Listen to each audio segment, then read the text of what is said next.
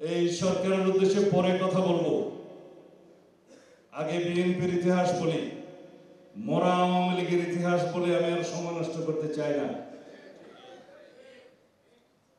বাংলাদেশের জনগণের সামনে আপনারা বিএনপির ইতিহাস ঐতিহ্যকে তুলে ধরবেন। বাংলাদেশের যত সংস্কার হয়েছে, উন্নয়ন উৎপাদন হয়েছে, সমৃদ্ধি হয়েছে, প্রগতি হয়েছে, রাষ্ট্রপতি জিয়াউর রহমানের হাত ধরে হয়েছে, বিএনপির হাত ধরে হয়েছে। গণতন্ত্রের উত্তরণ হয়েছে, গণতন্ত্র প্রতিষ্ঠিত হয়েছে। স্বৈরাচার বিরোধী, সামরিক শাসন বিরোধী অবিরত সংগ্রামের মধ্য দিয়ে দেশনেত্রী বেগম খালেদা জিয়া গণতন্ত্রের মুক্তি এনেছেন। এবং তারপরে আমরা সংসদীয় রাজনীতিতে গিয়েছি। দেশনেত্রী বেগম খালেদা জিয়া আইন পাশ করে সেই সংসদীয় রাজনীতি প্রবর্তন করেছেন। 1996 সালে আমরা তত্ত্বাবধায়ক সরকার প্রবর্তন করেছি। এগুলো বিএনপির রাজনৈতিক ইতিহাস এবং ঐতিহ্য। এরপরে শেখ হাসিনার স্বৈরশাসন ফ্যাসিবাদের বিরুদ্ধে অবিরাম রক্তাক্ত সংগ্রামের মধ্য দিয়ে এক পর্যায়ে এই ফ্যাসিবাদের পতন হলো, যার নেতৃত্বে ছিলেন আমাদের নেতা বিএনপির ভারপ্রাপ্ত চেয়ারম্যান জনাব তারেক রহমান। তার সাক্ষী আপনারা আছেন, বাংলাদেশের মানুষ আছে। একইভাবে আগামীর স্বপ্ন দেখাতে চাই। বাংলাদেশের আগামী গণতান্ত্রিক সংগ্রামে গণতান্ত্রিকভাবে বাংলাদেশকে নতুন বাংলাদেশ হিসেবে গড়ে তোলার, গণতান্ত্রিক সাম্যভিত্তিক বৈষম্যহীন এবং একটি সুন্দর উজ্জ্বল ভবিষ্যৎ, সাম্যের বাংলাদেশ, মানবিক বাংলাদেশ, সুবিচারের বাংলাদেশ নির্মাণের জন্য আমাদের নেতৃত্ব দেবেন জনাব তারেক রহমান। আপনারা জিজ্ঞেস করতে পারেন, দেশনেত্রী বেগম খালেদা জিয়ার কথা বললেন না? দেশনেত্রী বেগম খালেদা জিয়া মানেই তো বাংলাদেশ। দেশনেত্রী বেগম খালেদা জিয়া মানেই এদেশের গণতন্ত্র। দেশনেত্রী বেগম খালেদা জিয়া মানেই এদেশের গণতন্ত্রের মা। সুতরাং আমরা সব সময়, যতদিন তিনি আমাদের মধ্যে বেঁচে থাকবেন, বাংলাদেশের মানুষের কাছে ঐক্যের প্রতীক হিসাবে থাকবে, স্বাধীনতার সার্বভৌমত্বের প্রতীক হিসাবে থাকবে, গণতন্ত্রের রক্ষা কবচ হিসাবে থাকবে। আমরা সেই রকম একটি বাংলাদেশ বিনির্মাণের জন্য 31 দফা প্রণয়ন করেছি। কবে?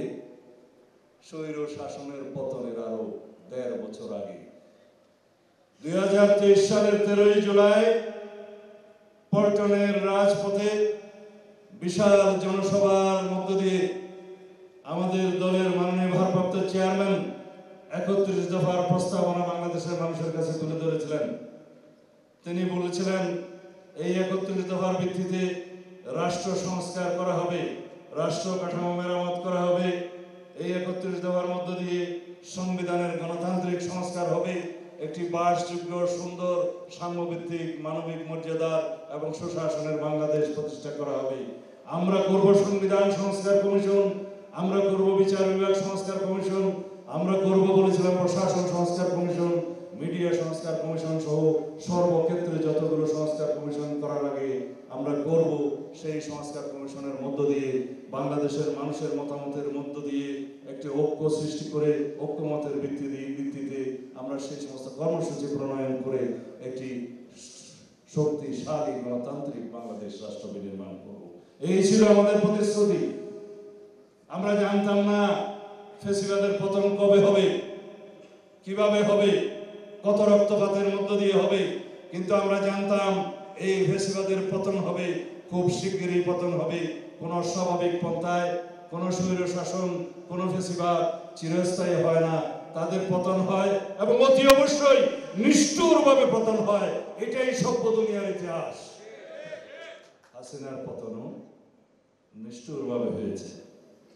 আমরা ইতিহাস পড়েছি, ইতিহাস থেকে বলা হয় কেউ শিক্ষা নেয় না, কিন্তু ইতিহাস তো পড়েছি, ইতিহাস জেনেছি, জেনে বিশ্বাস করেছি হাসিনার পতন হবে, খুব শিগগিরই হবে, রক্তাক্তভাবে হোক, অন্যভাবে হোক, অস্বাভাবিক পন্থায় হবে, তবে পরিণতি যে করুণ হবে সেটা ইতিহাস বলে দেয়। আমরা চৌচেস্কুর পতন দেখেছি, তার নির্মম মৃত্যু দেখেছি, আমরা পিনোশেটকে দেখেছি তার নির্মম মৃত্যু দেখেছি।